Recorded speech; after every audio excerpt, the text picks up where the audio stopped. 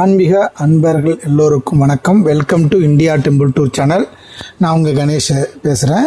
வாரம் நம்ம சேனல் பழமையான தலங்களும் அதோடைய வரலாற்று செய்திகளை பார்த்துக்கிட்டு வரோம்.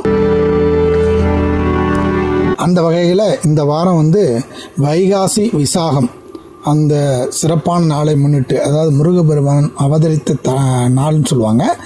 அதனால் இன்றைக்கி ஒரு சிறப்பான ஒரு தலத்தை பார்க்க போகிறோம். ஈரோடு மாவட்டத்தில் அமைந்துள்ள சென்னிமலை சுப்பிரமணிய சுவாமி கோயில். இந்த கோயிலை பற்றி தான் பார்க்க போகிறோம். இதை பார்க்குறதுக்கு முன்னாடி என்னோடய சேனலை இதுவரை சப்ஸ்கிரைப் பண்ணாதுங்க, கொஞ்சம் சப்ஸ்கிரைப் பண்ணிவிடுங்க. சுமார் 3000 ஆண்டுகள் பழமையானது இந்த கோயில். முருகனின் புகழ்பெற்ற கந்தசஷ்டி கவசம் அரங்கேறிய வரலாற்று சிறப்புமிக்க திருத்தலம் இது.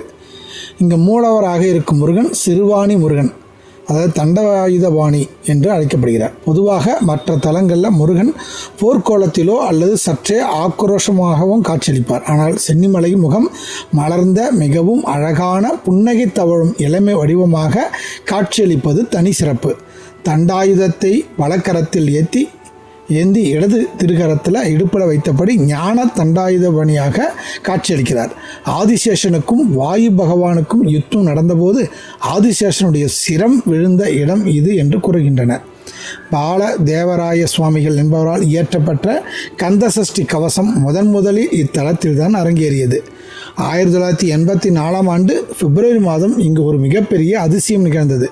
சென்னிமலை முருகனின் பிரம்மாண்டமான மரத்தேரை 2 காளை மாடுகள் மட்டுமே 1320 மலைப்படிக்கட்டுகளின் வழியே இழுத்து சென்று மலை உச்சியை அடைந்தன. செங்குத்தான படிக்கட்டுகளில் மாடுகள் தேர் இழுப்பது என்பது அறிவியல் பூர்வமான சாத்தியமில்லாத ஒன்று என்பதால் இன்று வரை இது முருகனின் பெரும் அற்புதமாக கருதப்படுகிறது. புகழ்பெற்ற திருப்புகழ் பாடிய அருணகிரிநாதர் இந்த மலைக்கு வருகை தந்து இங்கிருக்கும் முருகனை தரிசித்து உருகிய அழகிய திருப்புகழ் பாடல்களை பாடியுள்ளார். இந்த தலத்தின் மற்றொரு அதிசயம் என்னவென்றால், மூலவருக்கு அபிஷேகம் செய்யப்படும் கறந்த பசும்பால் எவ்வளவு நேரமானாலும் வெயில் காலத்திலும் கூட புளித்து போவதோ கெட்டு போவதோ இல்லை என்று நம்பப்படுகிறது. வள்ளி தெய்வானை இருவரும் முருகப்பெருமானை திருமணம் செய்வதற்காக அமிர்தவள்ளி சுந்தரவள்ளி என்ற பெயரில் தவம் செய்த சிறப்பு மிக்க ஆலயம். 12 ஆண்டுகளுக்கு ஒருமுறை வறட்சியான கோடகாலத்தில் சிறிதேனும் மழையில்லாத கொடூரமான நேரத்தில் மலைக்கு கோயிலுக்கு தென்புறம் அமைந்துள்ள தீர்த்த விநாயகர் முன்பு திடீரென பொங்கி வழிந்தோடும் மாமாங்க தீர்த்தமானது அதிசயம் நிறைந்த தெய்வீக சிறப்பாக அமைகிறது.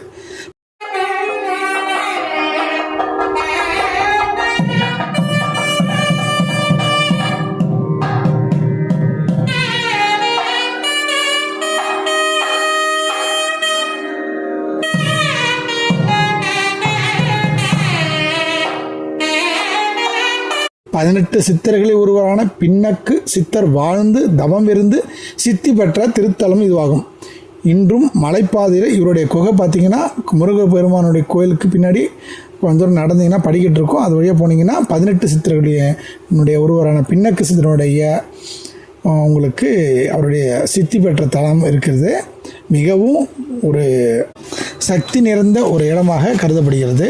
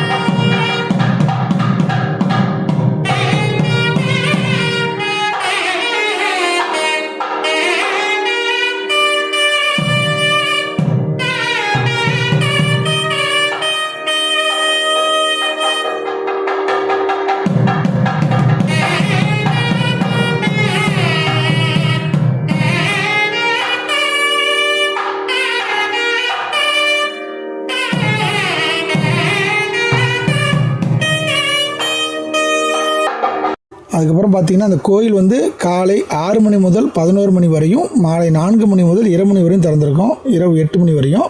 செவ்வாய்க்கிழமை கிருத்திகா விசேஷ நாட்களில் நட திறக்கிற நேரம் வந்து நீடிக்கப்படும். பல 100 ஆண்டுகளுக்கு முன்பு சோழர் மன்னர்களால் கட்டப்பட்ட இந்த கோவில் கடல் மட்டத்திலிருந்து சுமார் 1749 அடி உயரத்தில் பசுமைமிக்க மரங்களாலும் மூலிகை குணம் கொண்ட செடிகளாலும் சூழப்பட்ட அழகிய வனப்பகுதியில் இருக்குது. ஆன்மீக பயணமாக நடந்து செல்ல விரும்புபவர் சரியாக 1320 கல் படிக்கட்டுகள் அமைந்திருக்குன்னா, அழகிய நிழற்குடைகளும் ஆங்காங்கே பழமையான மண்டபங்களோடும் இந்த நடைபாதை அமைஞ்சிருக்கு. வாகனங்களில் செல்பவர்களுக்கு செப்பனிடப்பட்ட மலைப்பாதை உள்ளது. இதில் மொத்தம் 25 கொண்டை ஊசி வளைவுகள் இருக்கின்றன. ஈரோடு மாவட்டத்தில் சென்னிமலையில் அமைந்திருக்குது இந்த கோயில். ஈரோட்டிலிருந்து சுமார் 30 கிலோமீட்டர் தொலைவிலும், பெருந்துறையிலிருந்து 15 கிலோமீட்டர் தொலைவிலும் இந்த கோயில் அமைஞ்சிருக்கு. இந்த வீடியோ உங்களுக்கு பிடிச்சிருந்தால் மறக்காமல் லைக் பண்ணுங்கள், உங்கள் நண்பர்களுக்கு ஷேர் பண்ணுங்கள். மேலும் இது போன்ற பல ஆன்மீக மற்றும் வரலாற்று ரகசியங்களை தெரிஞ்சுக்க நம்ம சேனலுக்கு சப்ஸ்கிரைப் பண்ணிக்கோங்க. அடுத்த ஒரு சூப்பரான பதிவில் நம்ம சந்திப்போம். நன்றி, வணக்கம். திருச்சிற்றம்பலம்.